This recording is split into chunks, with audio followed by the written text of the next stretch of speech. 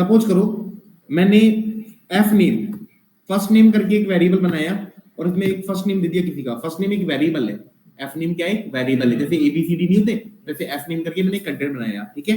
और उसमें मैंने दे दिया मान लो किसी का नाम सुरेश, ठीक है। एम नेम, मैंने मिडिल नेम के लिए कंटेंट बनाया एम नेम, उसमें मिडिल नाम दे दिया मान लो कुमार, ठीक है सर। और लास्ट नेम के लिए एल नेम करके मैंने एक कंटेंट बनाया, स्क्रीन पे शो हो रहा है सभी को, ठीक है। एल नेम, तो यहां दे दिया मैंने शर्मा, ठीक है। अब मैं एक नेम नाम का कंटेनर बना रहा हूं जिसमें तीनों नाम को ऐड करूंगा, मतलब first name plus middle name plus last name, ठीक है। और मैं प्रिंट कर दूंगा, किसको प्रिंट कर दूंगा, नेम को। और ये प्रिंट आपने कल पढ़ी लिया, प्रिंट क्या करता है, आउटपुट शो करने का काम करता है, बिल्ट इन फंक्शन। तो होगा क्या, होगा ये। अब मैंने आपको कल एक चीज बताई थी, पूरी पाइथन आज से लेकर 2 महीने तक जो भी पाइथन पढ़ रहे हो या इसके अलावा भी पाइथन पढ़ रहे हो ना, तो 2 चीजों पे काम करना। एक तो जो एरर आपकी आई है 10-15 दिन खूब एरर आएगी अगर आप नए हो इस फील्ड में, तो एक तो खुद को ही एरर दूर करनी है, आपको कोशिश करनी है खुद से। ऐसे नहीं हैंड टू हैंड कोई एरर आ गई सर ही बता दो, मैं तो बता दूंगा, सीख नहीं पाओगे आप। कोई एरर आए उसको खुद सर्च करो, नहीं समझ में गूगल करो उसको, ये प्रॉब्लम क्यों आ रही है, उससे आप 4 चीजें और सीखोगे, है ना। नहीं तो मैं तो हुई नहीं, मुझसे पूछ लो, ठीक है। दूसरा क्या है, दूसरा आउटपुट आने से पहले आपको आउटपुट पता होना चाहिए कि आउटपुट क्या आएगा इसका, ठीक है। जैसे अब इस कोड को रीड करना सीखो, first name is equal to Suresh, मतलब एफ नेम करके एक कंटेनर बना उसमें सुरेश आ चुका, एम नेम करके एक कंटेनर बना उसमें कुमार आ चुका, और लास्ट नेम करके एक कंटेनर बना उसमें शर्मा आ चुका। फिर मैंने बोला name is equal to first name middle name plus last name, तीनों को ऐड कर दिया। इस प्रोसेस को बोलते हैं स्ट्रिंग कॉन्केटिनेशन। क्या बोलते हैं, स्ट्रिंग कॉन्केटिनेशन। जब 2 या 2 से ज्यादा स्ट्रिंग को आपस में ऐड कर दिया जाता है ना, उसको स्ट्रिंग कॉन्केटिनेशन बोलते हैं। ये स्ट्रिंग कॉन्केटिनेशन हो गई, मतलब सुरेश कुमार शर्मा ये तीनों आपस में ऐड हो चुके हैं। पहले सुरेश आएगा, फिर कुमार आएगा, फिर शर्मा आएगा, और ये तीनों कहां पहुंच चुके हैं, नेम नाम के कंटेनर में पहुंच चुके हैं। और आपने बोला प्रिंट ऑफ नेम कर दो, तो नेम प्रिंट हो जाएगा, ये आ गया सुरेश कुमार शर्मा। अब सर यही चीज हमको सामने वाले से लेनी है, कि सामने वाले से फर्स्ट नेम ले, जैसे आता है ना अपन लॉगिन करते हैं, ईमेल आईडी, आपसे आईडी मांगता है, पासवर्ड मांगता है, तो सामने वाले से चाहिए, तो सामने वाले से इनपुट लेना है, तो इनपुट फंक्शन लगाना पड़ेगा। जैसे मान लो एफ नेम करके, एफ नेम आपने एक कंटेनर बनाया और सामने वाले से इनपुट चाहिए, तो यहाँ पे इनपुट फंक्शन लगा दो आप, ये लगा दिया इनपुट फंक्शन।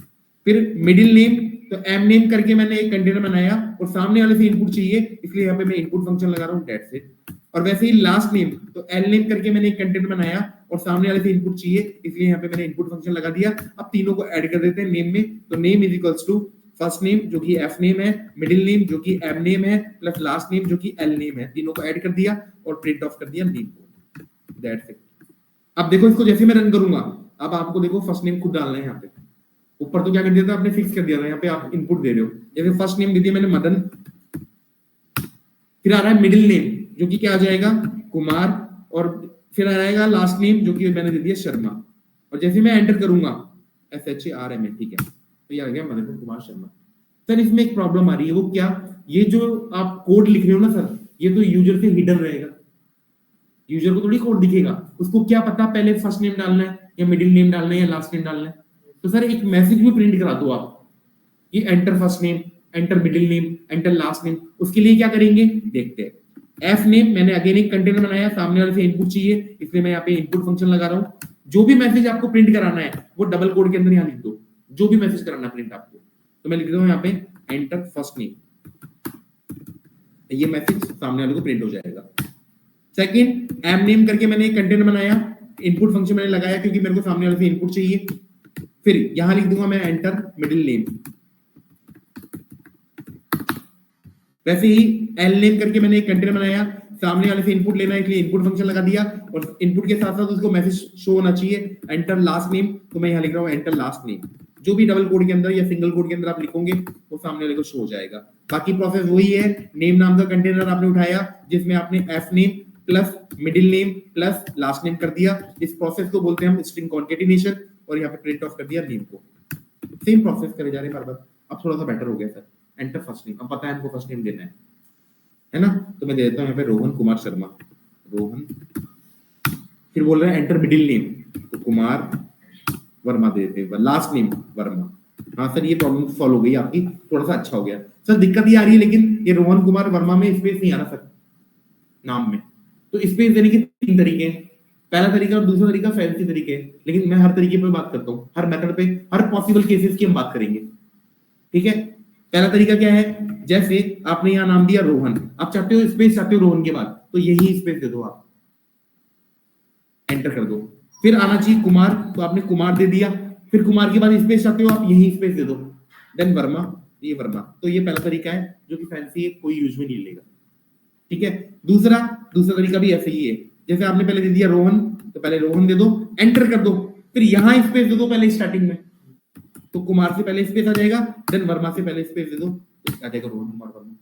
बट सर ये बात तो ठीक है आपकी, स्पेस ऐसे दे सकते हैं, बट यूजर को थोड़ी पता होगा स्पेस देना है कि नहीं देना, तो उसके लिए क्या करो, आप स्पेस फिक्स कर दो। कैसे कर देंगे, मैं इसी को कॉपी पेस्ट कर रहा हूँ इन तीनों को, क्योंकि बार बार ये कॉपी पेस्ट मैं ही कर सकता हूँ, आप नहीं करेंगे कॉपी पेस्ट, क्योंकि मैंने बहुत प्रैक्टिस कर ली इसकी। नेम इज इक्वल्स टू, तो आप चाहते हो पहले पहला नेम आ जाए फर्स्ट नेम, तो आपने बोल दिया फर्स्ट नेम प्लस, इसके बाद स्पेस चाहिए तो डबल कोड में आप स्पेस ऐड कर दो यहीं पे। डबल कोड के अंदर कुछ भी आप पाइथन के अंदर लिखते हो वो स्ट्रिंग होती है, तो ये भी स्ट्रिंग ही है, स्ट्रिंग कॉन्केटिनेशन। पहले फर्स्ट नेम आ जाएगा, फिर स्पेस आ जाएगा, फिर क्या आ जाएगा मिडिल नेम, तो प्लस कर दो मिडिल नेम एम नेम, फिर आपको क्या चाहिए, स्पेस चाहिए, फिर मैं बोल दूंगा प्लस स्पेस आ जाएगा डबल कोड के अंदर, फिर लास्ट नेम चाहिए तो एल नेम करके स्पेस आ जाएगा एल नेम, ठीक है।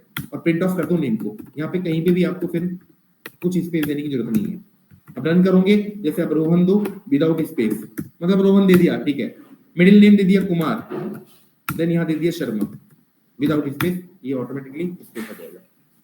क्या इतना समझ में आ गया आपको, है ना। तो इनपुट फंक्शन इनपुट लेने का काम करता है सामने वाले से, और जो इनपुट लेगा वो एज ए स्ट्रिंग लेगा, ये आपको ध्यान रखना है, दो ही चीजें, ठीक है। अब मान लो मैं एक काम करता हूँ, दो नंबर सामने वाले से लेता हूँ ए और बी के फॉर्मेट में, enter the value A, enter the value of B, और दोनों को ऐड कराते हैं और दोनों का ऐड हम शो कराते हैं। मैं क्लाइंट हूं, मैं आपके पास आया कि एक प्रोग्राम ऐसा बना दो कि मेरे से दो नंबर लिया जाए यूजर से और उसका सब प्रिंट हो जाए, तो क्या करोगे, मान लो आप ये कोड जो होता है ना वो यूजर से हिडन रहेगा, ये कहीं नहीं दिख रहा उसको, आप वेरिएबल नेम कुछ भी लो जो आपकी मर्जी करे, है ना। मैं मान लो फर्स्ट नंबर को ए बोल रहा हूं, तो ए इज इक्वल टू सामने वाले से इनपुट लेना है, तो मुझे क्या लगाना पड़ेगा, इनपुट फंक्शन, तो मैंने इनपुट फंक्शन लगा दिया, और मैसेज क्या आना चाहिए, एंटर ए या एंटर फर्स्ट नंबर, जो आप चाहो लिखना, जो भी आप चाहो, ठीक है। अब सेकंड नंबर मुझे लेना है तो बी में ले लूंगा, बी इज इक्वल टू सामने वाले से इनपुट चाहिए तो मैं यहाँ पे इनपुट फंक्शन लगा रहा हूँ, और मैसेज क्या आना चाहिए, एंटर बी, दैट्स इट, दोनों नंबर आ गए। और सी इक्वल्स टू क्या बोल दूंगा मैं कि ए प्लस बी हो जाए, और प्रिंट ऑफ कर दूंगा मैं किसको, सी को। समझ में आ गया, डन करते हैं। ए की वैल्यू मैंने 12 दी, एंटर किया, बी की वैल्यू मैंने 37 दी या 30 या फिर मान लो 25 दी, अब मैं एंटर नहीं कर रहा, क्योंकि मैं हमेशा बोलता हूँ आउटपुट आने से पहले आपको आउटपुट पता होना चाहिए, पता उसका आउटपुट क्या आएगा, है? बोलो जोर से, गलत, 37 नहीं आएगा, देखो क्या आएगा, सेकंड बात भूल गए आप इनपुट फंक्शन की, कि input function as a string लेगा इनपुट, तो आप जो इसको 12 दे रहे हो ना न्यूमेरिकल मान के, आप मान रहे हो न्यूमेरिकल इसको, वो न्यूमेरिकल नहीं मान रहा इसको, वो इसको स्ट्रिंग ही मान रहा है, जैसे आपका नाम था, तो 12 एक नाम हो गया, 25 एक नाम हो गया, और दोनों को पास पास लिया है कोऑर्डिनेशन। तो अब क्या करें सर, हमको टाइप कास्ट करना पड़ेगा, हमको बताना पड़ेगा कि इंटीजर टाइप का है। तो इनपुट फंक्शन के बारे में दो खास बात आप याद रखना, इनपुट लेने का काम करता है, एज ए स्ट्रिंग लेता है। अब आपको टाइप चेंज करना पड़ेगा, जैसे आपको इंटीजर टाइप का बनाना है, चलो यहाँ पे ले लेता हूँ, तो a इज इक्वल्स टू, समझा देता हूँ, a इज इक्वल्स टू आपको इंट ऑफ लगाना पड़ेगा, इंट ऑफ इनपुट, क्योंकि सामने वाले से इनपुट चाहिए और मैसेज क्या लिखा होना चाहिए, एंटर ए, ये आपने इंटीजर टाइप का बना दिया इनपुट को। समझ में आ गया क्या, इंट ऑफ ये भी एक फंक्शन है, बिल्ट इन फंक्शन, जैसे आपने प्रिंट फंक्शन पढ़ा कल, एक टाइप फंक्शन भी आपने पढ़ा था जो टाइप बताता है, इंटीजर टाइप का, फ्लोट टाइप का, बताया था ना कल, टाइप फंक्शन पढ़ा होगा कल, टाइप फंक्शन। वैसे ही आज इनपुट फंक्शन पढ़ा और ये इंट ऑफ भी आ गया। अब बी भी चाहते हो आप इंटीजर टाइप का हो, तो मैंने लिख दिया int of input, enter B, enter B, और मैंने c इक्वल्स टू बोल दिया, c equals to a plus B हो जाए और प्रिंट ऑफ हो जाए c। हाँ, अब जो आप बोल रहे हो वो रन हो जाएगा। अब a की वैल्यू आप 12 दे सकते हो, b की वैल्यू 25 दे सकते हो, हालांकि ये एज ए स्ट्रिंग गई तो जब आप यहाँ पे भेज रहे हो ना इसको, तो एज ए स्ट्रिंग जा रही है, लेकिन वहां पे इंट ऑफ लगा हुआ है, वो इसको इंटीजर में कन्वर्ट कर रहा है, तो ये 12 और 25 ऐड होकर कितना हो जाएगा, 37। अब दिक्कत की बात ये है कि सर यूजर को थोड़ी पता है, यूजर से तो ये हिडन है। अब यूजर के मन में जज गई, यूजर ने पहली वैल्यू 12 दे दी, चलो ठीक है सर, दूसरी वैल्यू मान लो से दे 20.5, यहाँ पे एरर आ जाएगी सर, क्योंकि फ्लोट वैल्यू आपने इंट ऑफ लगा रखा है, यूजर को थोड़ी पता है, यूजर तो ए की वैल्यू मांग रहा है तो कुछ भी दे सकता है, बी की वैल्यू कुछ भी मांग सकता है, जैसे एंटर करेगा एरर आ जाएगी, कौन सी एरर होगी, वैल्यू एरर, वैल्यू एरर। इसके लिए क्या करें सर, कुछ मत करो, इसके लिए ऐसे कर दो, a इक्वल्स टू यहाँ पे फ्लॉट ऑफ लगा दो, फ्लॉट ऑफ इनपुट एंटर ए, चाहे डबल कोड लगाओ चाहे सिंगल कोड लगाओ, बात एक ही है। और बी की वैल्यू भी आप फ्लॉट टाइप की ले लो, तो फ्लॉट ऑफ, मैं सारी चीजें क्लियर कर दूंगा, आप टेंशन ही मत लो आप, इनपुट एंटर बी, इनपुट, इस क्वेश्चन से आपकी जो प्रॉब्लम थी ना वो सही हो जाएगी, एंटर बी, ये इस वाले एग्जांपल से।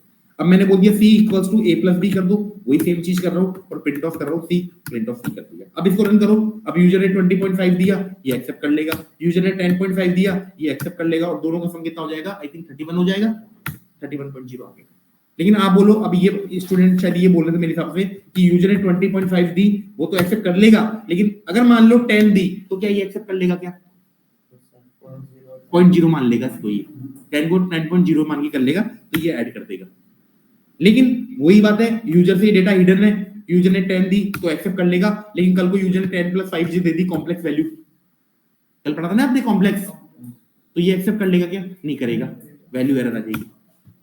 इसके लिए क्या करोगे आप, कॉम्प्लेक्स ऑफ लगा दो, है ना, जैसे a इक्वल्स टू मैं बोल दूं कॉम्प्लेक्स,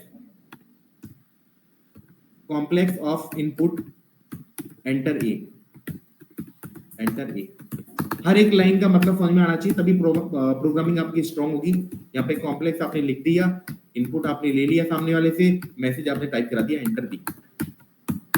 देखो आ तो वो एज ए स्ट्रिंग ही रहा है, लेकिन कॉम्प्लेक्स ऑफ लगने से वो कॉम्प्लेक्स टाइप का बन रहा है, ठीक है। अब मैंने c इक्वल्स टू बोल दिया a प्लस बी और प्रिंट ऑफ कर दिया c। अब आपकी वो वाली प्रॉब्लम भी सॉल्व हो गई। अब रन करोगे, अब वैल्यू दे दो 10 प्लस 5j, ये ले लेगा ना, ऑब्वियसली ले लेगा क्योंकि कॉम्प्लेक्स टाइप का लगा हुआ है data type, enter B.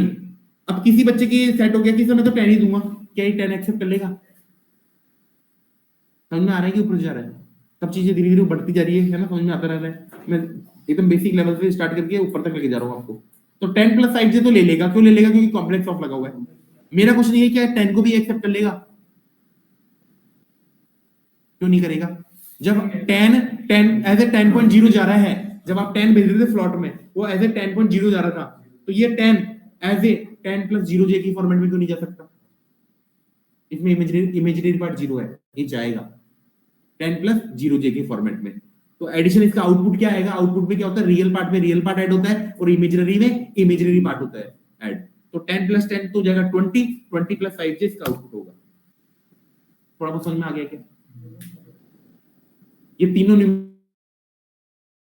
Accept हो गई, ठीक है। और इन तीनों के लिए, इन तीनों की जगह आप इवेल फंक्शन काम में ले सकते हो। कौन सा फंक्शन, इवेल फंक्शन। एक फंक्शन होता है इवेल फंक्शन, उसमें आपको इंट ऑफ लगाने की जरूरत नहीं पड़ती, कॉम्प्लेक्स ऑफ लगाने की जरूरत नहीं पड़ती, उसमें जो भी दोगे ना आप वो सब एक्सेप्ट कर लेगा। इंटीजर दिया है तो इंटीजर को भी ले लेगा, फ्लोट दे रहे हो तो फ्लोट को भी ले लेगा, कॉम्प्लेक्स दे रहे हो तो कॉम्प्लेक्स को भी ले लेगा, इवन स्ट्रिंग दे रहे हो ना तो स्ट्रिंग को भी ले लेगा।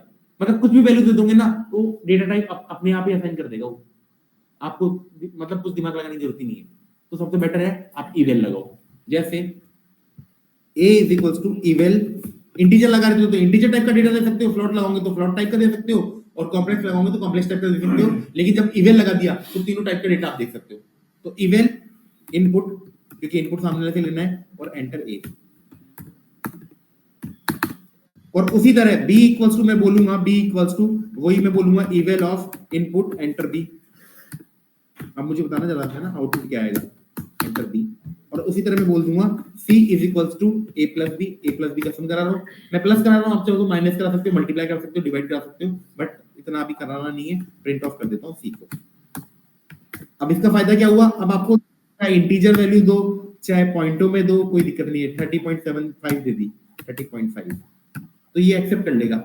ये डेटा टाइप खुद ही बता देता है, ये है खुद ही अंदर वालों को बता देता है कि डेटा टाइप इसका इंटीजर है, इसका फ्लोट है, इन दोनों का सम क्या आना चाहिए बताओ, 42.5। That's it. तो इवेल आप काम में ले सकते हो। तो इन आज का अपना टॉपिक था input function and type casting. Input function क्या होता है वो आपको पता लग गया, उसके दो प्रॉपर्टी भी पता लग गई। इनपुट फंक्शन इनपुट लेने का काम करता है और एज ए स्ट्रिंग लेगा। टाइप चेंज करना है तो टाइप कास्टिंग करनी पड़ेगी। टाइप कास्टिंग के लिए आप इंटीजर ऑफ लगाओ, चाहे फ्लोट ऑफ लगाओ, चाहे कॉम्प्लेक्स ऑफ लगाओ, तो सबसे बेटर है इवेल ऑफ लगाओ। दैट्स इट, ये आज का टॉपिक होगा।